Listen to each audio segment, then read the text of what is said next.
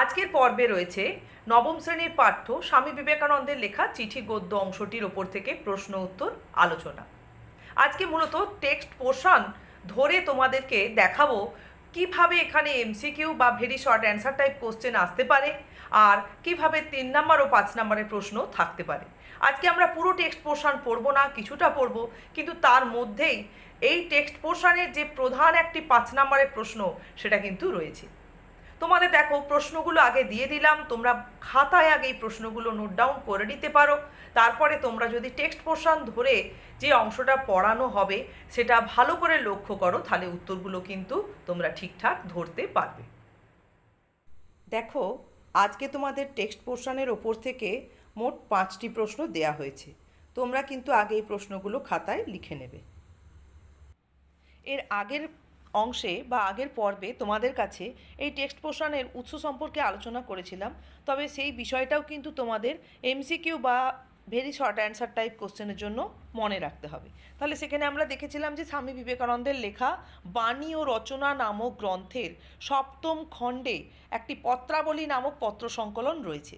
সেই পত্র সংকলনটির 371 সংখ্যক পত্র হচ্ছে আমাদের এই আলোচ্য চিঠি গদ্য অংশটি। এবারে আমাদের ছোট প্রশ্নের জন্য মনে রাখতে হবে যে কোথা থেকে স্বামী বিবেকানন্দ চিঠি লিখছেন। তাহলে আলমোড়া থেকে লিখছেন এবং কত সালের কত তারিখ, দেখো 1897 সালের 29শে জুলাই। এগুলো সবই কিন্তু এমসিকিউ এর জন্য খুবই গুরুত্বপূর্ণ। এবারে চিঠি এই গদ্যটি স্বামী বিবেকানন্দ কাকে উদ্দেশ্য করে লিখছেন, না আমরা এখানে মিস নোবেলের সম্পূর্ণ নামটাই মনে রাখবো, মিস মার্গারেট নোবেল। তা এখানে নোবেলকে উদ্দেশ্য করে লেখা এই পত্রটির এবারে দেখো আমরা বিষয়বস্তু টেক্সট পোর্শন ধরে দেখব কি কি আছে।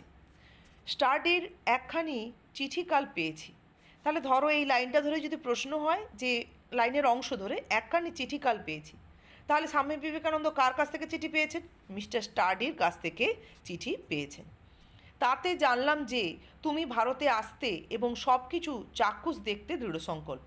তাহলে ধরো এই লাইন ধরে একটা ছোটো প্রশ্ন রয়েছে, তাতে জানলাম যে, তাহলে কে কি থেকে কি জানতে পারলেন বা কে কোথা থেকে কি জানতে পারলেন? তাহলে স্বামী বিবেকানন্দ মিস্টার স্টার্ডির কাছ থেকে যে চিঠিটি পেয়েছিলেন সেখান থেকে জানতে পারলেন। কি জানতে পারলেন? না মিস নোবেল ভারতে আসতে প্রস্তুত হয়েছেন এবং ভারতবর্ষের সমস্ত কিছু চাক্ষুষ করতে অর্থাৎ নিজের চোখে দেখতে দৃঢ় সংকল্প হয়েছেন। কাল তার উত্তর দিয়েছি। তাহলে স্টাডির কাছ থেকে পাওয়া চিঠিতে তিনি যা জানতে পেরেছেন সে বিষয়ে তিনি স্টাডিকে চিঠি মারফত উত্তর দিয়ে ফেলেছেন। এরপর দেখো, কিন্তু মিস মুলারের কাছ থেকে তোমার কর্মপ্রণালী সম্বন্ধে যা জানতে পারলাম তাতে এ পত্রখানিও আবশ্যক হয়ে পড়েছে। মনে হচ্ছে সরাসরি তোমাকে লেখা ভালো। তাহলে এ পত্রখানিও কেন, না ইতিপূর্বে তিনি স্টাডিকে একটি পত্র লিখে ফেলেছেন। এরপর স্টাডি যা চিঠিতে লিখেছিলেন সেই উত্তর দিয়ে তিনি তাকে চিঠিতে লিখেছেন স্বামী বিবেকানন্দ। এরপর স্বামী বিবেকানন্দ মিস মুলারের কাছ থেকে জানতে পেরেছেন মিস নোবেলের কর্মপ্রণালী সম্বন্ধে। মিস মুলার হচ্ছেন স্বামী বিবেকানন্দ যে সংস্কারমূলক কাজ করছিলেন ভারতবর্ষের বুকে, দেখা গেছে যে মিস মুলার প্রত্যক্ষভাবে সেখানে ওই সংস্কারমূলক কাজের সঙ্গে সংযুক্ত হননি, কিন্তু তিনি যারা সেই সংস্কারমূলক কাজকর্ম করছিলেন তাদেরকে আশ্রয় প্রদান করছিলেন, তাদের তত্ত্বাবধান করছিলেন, তাদের লক্ষ্য নজর রাখা, এই সমস্ত কাজ তিনি করে চলছিলেন এবং অর্থসম্পন্ন মহিলা ছিলেন তিনি অর্থেরও যোগান দিতেন। যে কোনো সংস্কারমূলক কাজের ক্ষেত্রে অর্থের প্রয়োজন তো হয়েই থাকে। তা সেক্ষেত্রে সবাই এখানে যে সব রকম কাজে অংশগ্রহণ করতে পেরেছিলেন তা নয়, এক একজনের ভূমিকা ছিল এক এক রকম। তাই এখানে মিস মুলারের কাছ থেকেই স্বামী বিবেকানন্দ যখন মিস নোবেলের কর্মপ্রণালী সম্পর্কে এমন কিছু জানতে পেরেছিলেন যে কারণে স্বামী বিবেকানন্দ মনে করছেন যে মিস নোবেলকে আগে থেকেই পত্র লেখা প্রয়োজন, যে কারণে ভারতবর্ষে এসে যেন মিস নোবেল কোনো অসুবিধার মধ্যে না পড়েন বা যেভাবে মিস নোবেল সেই কর্মক্ষেত্রে সংযুক্ত হবেন বলে স্বামী বিবেকানন্দ চাইছেন সেটা যেন বাস্তবায়িত হয়। এরপর দেখো, ধরো এই লাইনটা ধরো যদি প্রশ্ন হয় সরাসরি তোমাকে লেখা ভালো, তাহলে কে কাকে সরাসরি লেখা প্রয়োজন বলে মনে করছেন? স্বামী বিবেকানন্দ মিস নোবেলকে সরাসরি পত্র লেখা প্রয়োজন বলে মনে করছেন। কেন? না স্টাডির পত্র মারফত জানতে পেরেছেন যে মিস নোবেল ভারতবর্ষে এসে সমস্ত কিছু নিজের চোখে দেখতে দৃঢ় সংকল্প হয়েছেন। এবং মিস মুলারের কাছ থেকে তিনি মিস নোবেলের কর্মপ্রণালী সম্পর্কে জানতে পারার পর মনে করেছেন যে মিস নোবেলকে ভারতবর্ষে আসার পূর্বেই পত্র মারফত সরাসরি কিছু বিষয় সম্পর্কে অবগত করানোর দরকার। তাহলে এ কারণেই তিনি তাকে সরাসরি চিঠি লিখছেন। এরপর দেখো, তোমাকে খোলাখুলি বলছি, এখন আমার দৃঢ় বিশ্বাস হয়েছে যে ভারতের কাজে তোমার একটা বিরাট ভবিষ্যৎ রয়েছে। তাহলে স্বামী বিবেকানন্দ এখানে খোলাখুলি বলছেন কাকে? না, মিস নোবেলকেই পত্র মারফত লিখে জানাচ্ছেন যে ধরো এই লাইনটা ধরে যদি প্রশ্ন দেওয়া হয়, এখন আমার দৃঢ় বিশ্বাস হয়েছে যে, তাহলে কার কোন বিষয়ে দৃঢ় বিশ্বাস জন্মেছে? স্বামী বিবেকানন্দের দৃঢ় বিশ্বাস জন্মেছে কোন বিষয়? না, ভারতবর্ষে মিস নোবেলের যে সংস্কারমূলক কাজ তিনি করতে চাইছেন সেই ক্ষেত্রে তার একটি বড় ভবিষ্যৎ রয়েছে। ভারতের জন্য, বিশেষত ভারতের নারী সমাজের জন্য পুরুষের চেয়ে নারীর একজন প্রকৃত সিংহীর প্রয়োজন। তাহলে এখানে মিস নোবেলকে এখানে সুনির্দিষ্ট করে দিচ্ছেন, দেখো ভারতবর্ষে এসে কোন ক্ষেত্রে কাজের জন্য তাকে একান্তভাবে প্রয়োজন। প্রথমেই বলছেন ভারতবর্ষের নারী সমাজের জন্য প্রয়োজন, তারপরে আরও সুনির্দিষ্ট করে বলছেন যে পুরুষদের জন্য নয়, বিশেষত নারীদেরই জন্য একজন প্রকৃত সিংহীর প্রয়োজন, এবং সেই রূপটা অতি অবশ্যই স্বামী বিবেকানন্দ মিস নোবেলের মধ্যে লক্ষ্য করেছেন। যে কারণেই দেখো তিনি এর আগেই বলছেন যে দৃঢ় বিশ্বাস জন্মেছে তার এই বিষয়ে, না হলে তিনি তার সরাসরি তাকে এই বিষয়টা জানাতে পারতেন না। এছাড়া দেখো আরও কতগুলি বৈশিষ্ট্য রয়েছে যে কারণে মিস নোবেলের ভারতের নারী সমাজের সংস্কারমূলক কাজের জন্য একান্তভাবে তাকেই প্রয়োজন। কি কি বৈশিষ্ট্য? না, তোমার শিক্ষা, ঐকান্তিকতা, পবিত্রতা, অসীম ভালোবাসা, দৃঢ়তা। তাহলে এই বৈশিষ্ট্যগুলো মানে একটা সংস্কারমূলক কাজের জন্য একান্তভাবে প্রয়োজন সংযুক্ত হতে গেলে, এবং মিস নোবেলের মধ্যে এই বৈশিষ্ট্যগুলো ছিল। এছাড়া দেখো আরও একটি বৈশিষ্ট্য বলেছেন, সর্বোপরি তোমার ধমনীতে প্রবাহিত কেল্টিক রক্তের জন্য তুমি ঠিক সেই রূপ নারী যাকে আজ প্রয়োজন। তাহলে এখানে জাতিগত দিক থেকেও দেখা গেছে বা বংশগত দিক থেকেও দেখা গেছে যে স্বভাবগতভাবে সেই তেজস্বী মহিলা মিস নোবেল, যাকে ভারতের নারী সমাজের ক্ষেত্রে সংস্কারমূলক কাজের জন্য একান্তভাবে প্রয়োজন। ধরো যাকে আজ প্রয়োজন এই লাইন ধরে যদি প্রশ্ন করা হয়, তাহলে উত্তরটা নিশ্চয়ই বুঝতে পারছো যে এই ছোট্ট প্যারাটা ধরেই তার উত্তরটা রয়েছে, যে ভারতবর্ষে কোন ক্ষেত্রে নারী সমাজ, পুরুষ নয় বিশেষত নারী সমাজের জন্য মিস নোবেলকে প্রয়োজন, এবার মিস নোবেলের কোন কোন বৈশিষ্ট্যের জন্য তিনি যে ভারতের নারী সমাজের সংস্কারের ক্ষেত্রে উপযুক্ত একজন মহিলা বলে মনে করেছেন সেটা তোমাদের উল্লেখ করতে হবে। এখানে কিন্তু কোনো বৈশিষ্ট্যই তোমাদের ছাড়লে চলবে না, তাহলে কিন্তু তোমরা পুরোপুরি নাম্বার এখানে পাবে না।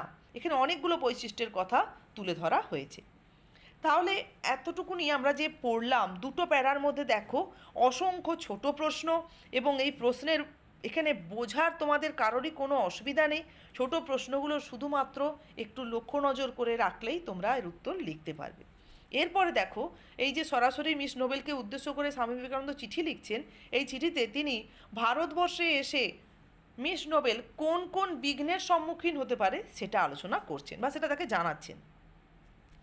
কিন্তু বিঘ্ন আছে বহু, এই লাইনটা ধরে একটা 5 নম্বরের প্রশ্ন হয় যে কোন কোন বিঘ্নের কথা বলে মিস নোবেলকে সচেতন করতে চেয়েছেন স্বামী বিবেকানন্দ পত্র মারফত।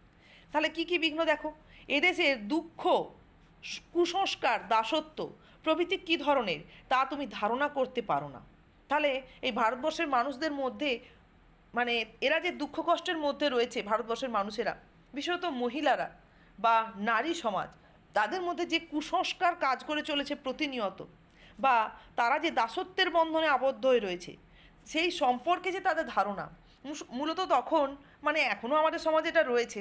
তা যাই হোক, এখানে আমরা টেক্সটের বিষয়ে আলোচনা করব। এখানে সেই সময় যে নারী সমাজের মধ্যে দেখা যাচ্ছে যে তারা যেন দাসত্ব বরণ করাটাকেই তাদের জীবনের একটা স্বাভাবিকতা বলে তারা মেনে নিয়েছিল। তা এই বিষয়ে মিস নোবেলের কিন্তু কোনো ধারণাই নেই। ধরো যদি 1 নম্বরের প্রশ্ন হয় তা তুমি ধারণা করতে পারো না, তাহলে তার কোন বিষয় কে ধারণা করতে পারে না? মিস নোবেল ধারণা করতে পারে না। কোন বিষয়? না, এদেশের দুঃখ, কুসংস্কার, দাসত্ব প্রভৃতি বিষয়। তাহলে এদেশ বলতে কোন দেশ? না ভারতবর্ষে। ভারতবর্ষের মানুষের, বিশেষত এখানে তিনি নারী সমাজের কথাই তুলে ধরতে চেয়েছেন মিস নোবেলের কাছে। তাদের দুঃখ, কুসংস্কার, দাসত্ব সম্পর্কে যে ধারণা বা তাদের যে ভাবনা, এই বিষয়ে মিস নোবেল কোনো ধারণা করতে পারবে না। তাহলে এটা একটা বাধা বা বিঘ্ন গেল। তারপরে দেখো, এদেশে এলে তুমি নিজেকে অর্ধ উলঙ্গ অসংখ্য নরনারীতে পরিবেষ্টিত দেখতে পাবে। তাদের জাতি ও স্পর্শ সম্বন্ধে বিকট ধারণা, ভয়েই হোক বা ঘৃণাতেই হোক, তারা শ্বেতাঙ্গদের এড়িয়ে চলে এবং তারাও এদের খুব ঘৃণা করে। তাহলে এরপর মিস নোবেল যখন ভারতবর্ষে এসে কাজ করবেন, দ্বিতীয় বিঘ্নের কথা সম্পর্কে তাকে স্মরণ করাচ্ছেন যে জাতি আর স্পর্শ সম্পর্কে ভারতবর্ষের মানুষদের একটা বিকট ধারণা রয়েছে। কীরকম বিকট ধারণা? না, এই ধারণাটা তাদের কেন তৈরি হয়েছে? তারা ভয়ও পায়, আবার তাদের মধ্যে একটা ঘৃণাও বোধ কাজ করে। যে কারণে তারা কি করে না, ভারতবর্ষের মানুষেরা সাদা চামড়ার মানুষদেরকে এড়িয়ে চলে এবং তারাও অর্থাৎ শ্বেতাঙ্গরাও তাদের খুব ঘৃণাই করে। অর্থাৎ শ্বেতাঙ্গরা তো ভারতবাসীদেরকে কালো চামড়ার মানুষ বলেই পরিগণিত করতেন, তাদেরকে ঘৃণা করতেন এবং একটা জাত যাবে বা মানে একঘরে হবে এই ভয় শ্বেতাঙ্গদের এড়িয়ে চলতো ভারতবর্ষের সাধারণ মানুষেরা। পক্ষান্তরে, আচ্ছা এই লাইনটা থাক, তাহলে এই পর্যন্ত দেখো আমরা যে পড়লাম, তাহলে এখানে হচ্ছে দ্বিতীয় বিঘ্নের কথা বলা হয়েছে। তাহলে প্রথম বিঘ্ন গেল ভারতবর্ষের মানুষদের, বিশেষত নারী সমাজের দুঃখ, কুসংস্কার, দাসত্ব সম্পর্কে তাদের যে ভাবনা, সেটা নিয়ে মিস নোবেলের ধারণা নেই। দ্বিতীয় তাহলে কি হলো না, যখন ভারতবর্ষে এসে কাজ করবে তখন এখানে অর্ধ উলঙ্গ অসংখ্য নরনারীতে পরিবেষ্টিত অবস্থায় তিনি নিজেকে পাবেন এবং সেই সমস্ত নরনারীদের জাতি আর স্পর্শ সম্পর্কে বিকট ধারণাও তিনি লক্ষ্য করবেন যে ভারতবাসীরা ভয় বা ঘৃণায় যে কোনো কারণবশতই হোক শ্বেতাঙ্গদের রীতিমতো এড়িয়ে চলে। শ্বেতাঙ্গরাও কিন্তু এদের খুব ঘৃণা করে। তাই মিস নোবেলকে ভারতবর্ষের মানুষেরা কতটা সহজভাবে নেবে, যাদের মধ্যে তিনি সংস্কারমূলক কাজ করতে আসছেন তারা তাকে কতটা গ্রহণ করবে, এ বিষয়েও কিন্তু সন্দেহ আছে। বা এ বিষয়ে স্বামী বিবেকানন্দ পূর্ব থেকে মিস নোবেলকে মন প্রস্তুত করার জন্য এই বিষয়টা সম্পর্কে অবগত করাচ্ছেন। তাহলে এটা গেল দ্বিতীয় বিঘ্ন, আর প্রথম বিঘ্ন আমরা একটা লাইনের মধ্যে পেলাম। এরপর দেখো আরও একটা বিঘ্নের কথা বলা হয়েছে। পক্ষান্তরে শ্বেতাঙ্গেরা তোমাকে খামখেয়ালি, তাহলে শ্বেতাঙ্গেরা তোমাকে বলতে কাকে না, মিস নোবেলকে খামখেয়ালি বলে মনে করবে, প্রত্যেকটি গতিবিধি সন্দেহের চোখে দেখবে। তাহলে মিস নোবেল তো নিজে একজন শ্বেতাঙ্গ, তাহলে সেই ভিত্তিতে যখন মিস নোবেল ভারতবর্ষে এসে ভারতবর্ষের নরনারীদের জন্য, বিশেষত নারী সমাজের জন্য সংস্কারমূলক কাজ করবেন, তখন সাদা চামড়ার যে সমস্ত শাসকেরা ভারতবর্ষে সে সময় সাম্রাজ্য বিস্তার করেছিলেন তারা কিন্তু মিস নোবেলকে খামখেয়ালি বলে মনে করবেন বা মিস নোবেলের প্রত্যেকটি আচরণ বা তার গতিবিধিকে সন্দেহের চোখে দেখবে যে এরা কোনোভাবে ভারতবাসীকে উস্কাচ্ছে কিনা ব্রিটিশ শাসকদের বিরুদ্ধে। তাহলে এটা গেল 3 নম্বর বাধা বা বিঘ্নের কথা। আরও বাধা বিঘ্নের কথা উল্লেখ করা হয়েছে দেখো। তাছাড়া জলবায়ু অত্যন্ত গ্রীষ্মপ্রধান, এদেশে প্রায় সব জায়গায় শীতই তোমাদের গ্রীষ্মের মতো, আর দক্ষিণাঞ্চলে তো সর্বদাই আগুনের হলকা চলছে। তাহলে এটা গেল 4 নম্বর বিঘ্নের কথা। এখানে ভারতবর্ষের জলবায়ু সম্পর্কে পূর্বে থেকেই তিনি চিঠি মারফত এই গদ্য অংশের মধ্য দিয়ে যেটা আমরা দেখছি যে মিস নোবেলকে অবগত করাচ্ছেন। তিনি যে স্থানের, যে দেশের মানুষ, সেখানে গরমের কোনো কষ্ট বা জলভাগত কোনো অসুবিধা তাকে কখনো অনুভবই করতে হয়নি। কিন্তু ভারতবর্ষের জলবায়ু সম্পূর্ণরূপে তার দেশের জলবায়ু থেকে আলাদা। এখানে মূলত গ্রীষ্মপ্রধান দেশ, তাই আবার দেখা যায় যে ভারতবর্ষে যখন শীত পড়ে সেটা আবার তাদের দেশের গ্রীষ্মেরই সময়ের মতো। তাহলে এখানে শীতটাকেও তিনি এসে শীত বলে অনুভব করতে পারবেন না। আবার ভারতবর্ষের যে দক্ষিণ অংশে দেখা যায় সর্বদাই গরম বাতাস বইতে রয়েছে। তাহলে এটা জলবায়ুগত সমস্যার কথা বা বিঘ্নের কথা তুলে ধরেছেন মিস নোবেলের কাছে। এরপর দেখো আরও সমস্যার কথা তুলে ধরেছেন। শহরের বাইরে কোথাও ইউরোপীয় সুখ স্বাচ্ছন্দ্য কিছুমাত্র পাওয়ার উপায় নেই। এসব সত্ত্বেও যদি তুমি কর্মে প্রবৃত্ত হতে সাহস করো তবে অবশ্য তোমাকে শতবার স্বাগত জানাচ্ছি। সর্বত্র যেমন এখানেও তেমনই আমি কেউ নই, তবু আমার যেটুকু প্রভাব আছে সেটুকু দিয়ে আমি অবশ্যই তোমায় সাহায্য করব। তাহলে এই পর্যন্ত আজকে আমরা পড়ব এবং এই পর্যন্ত আমরা দেখলাম যে স্বামী বিবেকানন্দ এই অংশটাতে আর একটি বাধা বিঘ্নের কথা উল্লেখ করেছেন। কি বিঘ্ন? না, যখনই মিস নোবেল ভারতবর্ষে এসে কাজ করবেন মানুষদের জন্য, তখন দেখবেন যখনই তিনি শহরের বাইরে, সবসময় তো শহরের মধ্যে থেকে কাজ করতে পারবেন না, যখনই তিনি শহরের বাইরে যাবেন তখন কিন্তু ইউরোপীয় সুখ স্বাচ্ছন্দ্যর কিছু মাত্রই সেখানে পাবেন না। দোকানপত্র, বাজার হাট, খাবার দাবারের অসুবিধা, ওষুধপত্র পাবেন না, যাতায়াত করতে অসুবিধা হবে, অনেক রকম বিঘ্নের সম্মুখীন হতে হবে। কিন্তু এই বিঘ্নগুলো জানার পরেও যদি ভারতবর্ষের মানুষদের জন্য কাজ করার তার প্রবৃত্তি জন্মায়, সাহস থাকে, তাহলে তিনি তাকে শতবার স্বাগত জানাচ্ছেন ভারতবর্ষের বুকে। এবং তিনি আশ্বাস দিচ্ছেন, মানে এই পর্যন্ত হচ্ছে তার সমস্যার কথা, এই অংশটা মূলত সমস্যার কথা, বিঘ্নের কথা। তারপরে তিনি সেই সমস্যাতেও যে তিনি তার পাশে থাকেন, যে সব জায়গায় যেমন তিনি অন্যান্য যে সমস্ত কর্মীদের পাশে থেকে তাদের সাহায্য করেন, তেমনি তিনি মিস নোবেলকেও সাহায্য করবেন বলে আশ্বাস দিচ্ছেন। তাহলে দেখো, আজকে আমরা যে এইখানটায় বললাম যে কিন্তু বিঘ্নও আছে বহু, তাহলে কোন কোন বিঘ্নের কথা বলে তিনি মিস নোবেলকে সচেতন করেছেন? 1 নম্বরে পেলাম যে এদেশের মানুষের দুঃখ, কুসংস্কার, দাসত্বের কথা। 2 নম্বরে পেলাম এদেশের যে জাতি এবং স্পর্শ সম্পর্কে মানুষদের যে অর্ধ উলঙ্গ অসংখ্য নরনারীর যে ভাবনা, সে বিষয়। 3 নম্বরে আমরা দেখব যে শ্বেতাঙ্গরা মিস নোবেলকে খামখেয়ালি বলে ভাবতে পারেন বা তার গতিবিধিকে সন্দেহের চোখে দেখতে পারেন। 4 নম্বরে দেখব ভারতবর্ষের জলবায়ুতে থেকে কিন্তু মিস নোবেল কোনোভাবেই তার দেশের স্বস্তি অনুভব করবেন না। 5 নম্বরে দেখলাম যখন মিস নোবেল শহরের বাইরে গিয়ে সংস্কারমূলক কাজে সংযুক্ত হবেন, তখন কিন্তু শহরের, অর্থাৎ তিনি তার ইউরোপীয় যে সুখ স্বাচ্ছন্দ্যগুলো শহরের মধ্যে হয়তো ভারতবর্ষে পেতে পারেন, কিন্তু শহর ছেড়ে বাইরে গেলে আর পাবেন না। তাহলে আজকে আমরা এতটাই পড়লাম, এতটুকুনি অংশ তোমরা অনুশীলন করো।